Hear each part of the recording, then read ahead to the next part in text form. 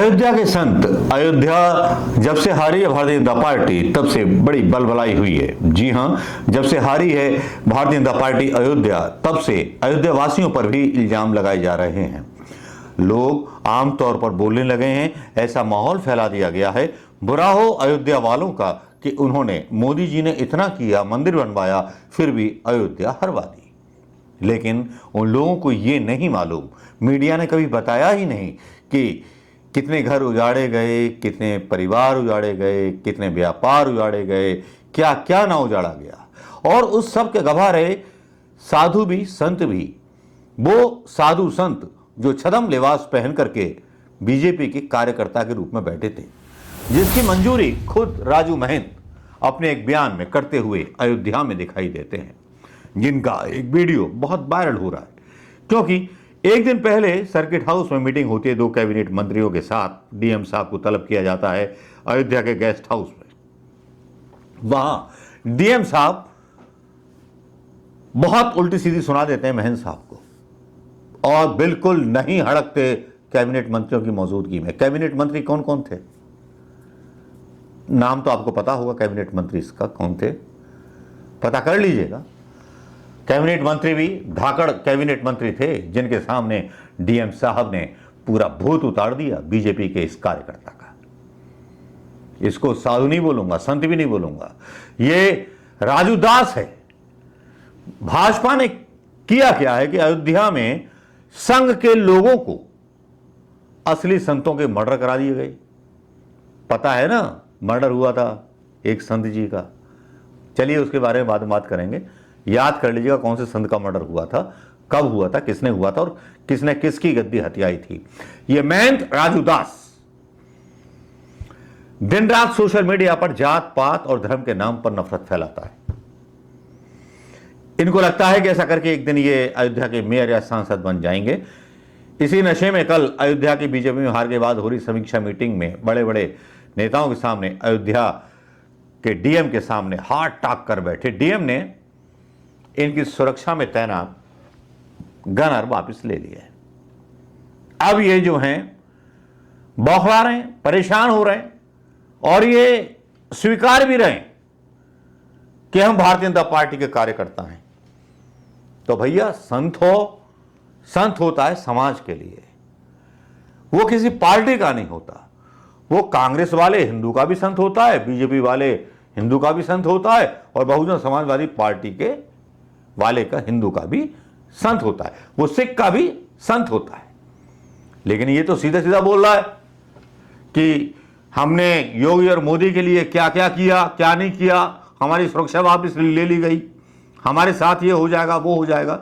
अरे भैया, तुम कोई बहुत बड़े समाज सुधारक हो, तुमने ऐसा क्या कर दिया? हाँ, अयोध्या की जनता तुमको पीट दे तो तुमने व्यवहार बनाया होगा अयोध्या की जनता के साथ मधुरता का तो सम्मान करेगी, और कटुता का बनाया होगा तो आपका सम्मान करेगी। तो राजू दास साहब योगी जी पर सीधे सीधे आरोप लगा रहे हैं कि योगी जी की प्रशासनिक क्षमता जो है 0 हो चुकी है।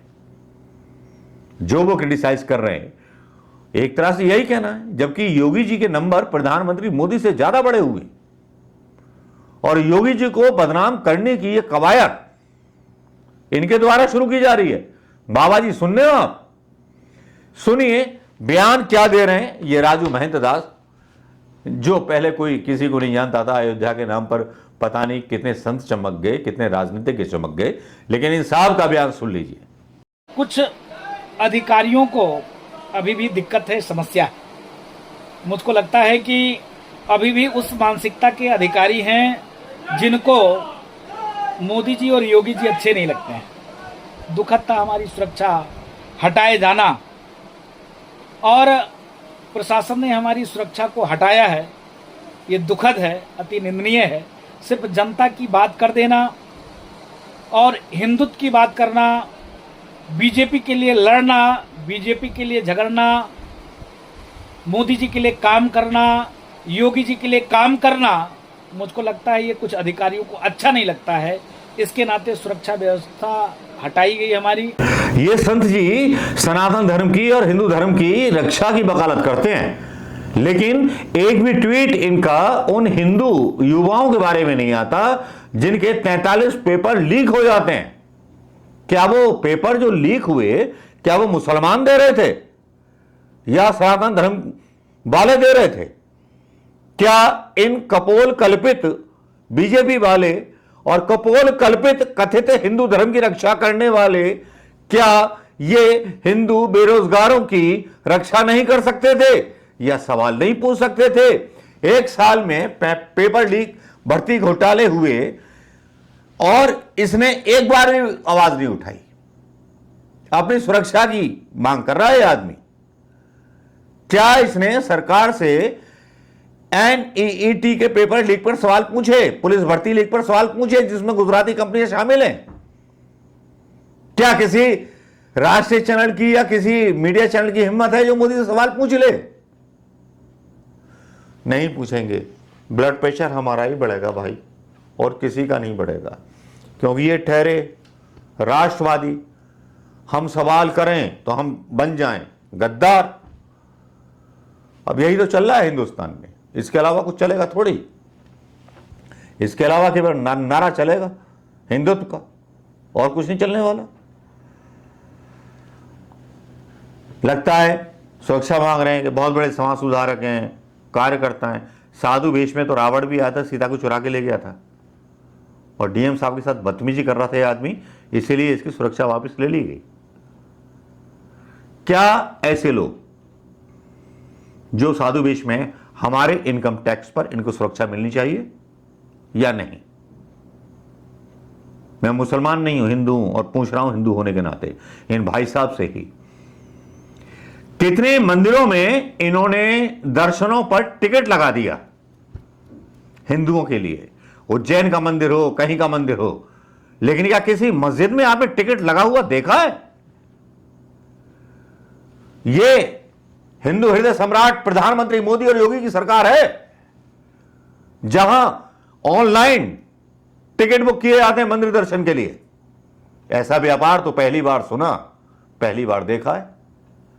कहीं ऐसा ना हो जाए कि हर की पौड़ी पर अपने शमशान, अपने पितरों की राख चढ़ाने जाएं तो उस पर भी टैक्स लगा दिया जाए।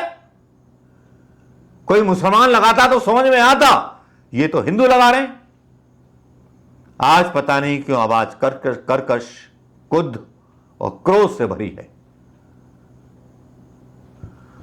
क्या कह सकता हूं, बस इस बदमिजाज, मानसिक रोगी बन चुके बीजेपी के कार्यकर्ताओं की वजह से उस मानसिक हिंदू युवाओं से जो गुलाम बन चुके हैं इनके, उनके लिए ये मेरा वीडियो है कि देखिए ये अपनी सुरक्षा मांग रहे हैं। आपकी सुरक्षा मांगी कभी?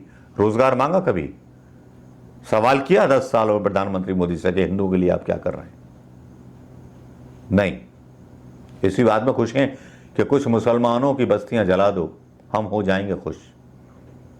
हमें कुछ मिले ना मिले, उनको बर्बाद कर दो।